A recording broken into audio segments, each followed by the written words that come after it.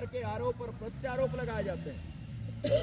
आप सब देख रहे हैं कि 1.5-2 महीने से धीरेन्द्र कृष्ण शास्त्री बागेश्वर धाम के कथावाचक उन्होंने मंच से यही कहा कि भारत को हिंदू राष्ट्र है, भारत हिंदू राष्ट्र है। जो डॉक्टर अडगेवार जी ने कहा था उसको उन्होंने भी कहा, लेकिन एक राष्ट्र विरोधी शक्तियां बहुत तेज सक्रिय हो गई। लेकिन उसके बाद भी आध्यात्म की ताकत के बल पर वो दुनिया के अंदर में भारत का परिचय आज करा रहे हैं। अभी 10 दिन पहले श्री रामभद्राचार्य जी महाराज की कथा बिहार के अंदर में हो रही थी, और बिहार के अंदर में कथा में एक दिन का ऐसा प्रसंग आया कि कथा चल रही थी, उसी बीच अचानक पांडाल में भगदड़ हो गई। रामभद्राचार्य जी ने कहा कैसा हो, क्यों हो गया, क्यों बहुत शोर हो रहा है? तो लोगों ने कहा महाराज जी वर्षा बहुत तेज हो रही है। अचानक वर्षा तेज होने लगी, वर्षा बहुत तेज हो रही है।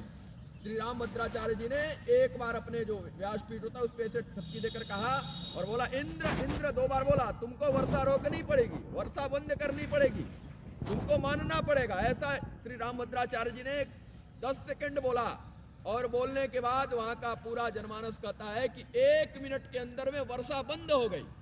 ये आध्यात्म की ताकत थी। एक अपने पत्रकार जगत की युवती है अंजना ओम कश्यप, उन्होंने उनका प्रेस लेते समय कहा महाराज जी क्या आप चमत्कार मानते हैं? बहुत करुण स्वर से कहा रामभद्राचार्य जी ने कि बेटी मैं जन्म से अंधा हूं, 2 महीने बाद ही मेरे आंखों की ज्योति चली गई, लेकिन मुझे वेद कंठस्थ है, मुझे मानस कंठस्थ है, इससे बड़ा चमत्कार क्या देखना चाहती हो? मैं सब कुछ बोल ले रहा हूं और मेरे पास आंखों की रोशनी नहीं है, इससे बड़ा चमत्कार क्या देखना चाह रही हो?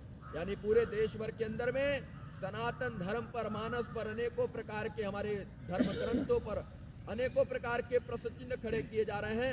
ये प्रश्न चिन्ह सामान्य नहीं है, बहुत बड़ी राष्ट्र विरोधी और इंटरनेशनल साजिश है। अंतर्राष्ट्रीय साजिश के तहत किसी तरह से संघ का जो धर्म ही आधार होगा, जो संघ कार्य का आधार धर्म है, उसको किसी प्रकार से ऐसा करें कि उसके प्रति समाज में लोगों की श्रद्धा कम हो। इस समय हम स्वयंसेवकों की जिम्मेदारियां और